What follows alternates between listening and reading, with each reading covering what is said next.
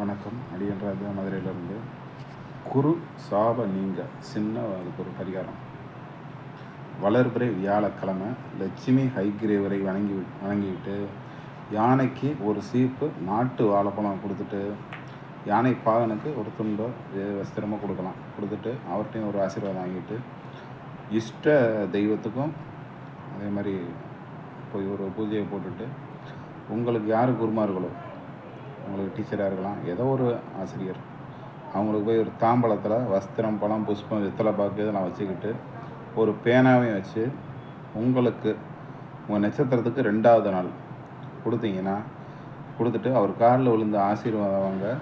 குரு சாபம் நீங்கும். உங்கள் முன்னோர்கள் ஏதாவது சாபம் வாங்கியிருந்தாங்கன்னா குரு சாபம் நீங்கும். உங்கள் பிள்ளைங்க நல்லா படிப்பாங்க. அடுத்து சின்ன பிள்ளைகளுக்கு ஸ்லேட்டு, குச்சி, பேனா, பென்சில், நோட்டு, புத்தகம் இதெல்லாம் ஏதாவது வாங்கி கொடுத்தாலும் நல்லது. நன்றி, வணக்கம்.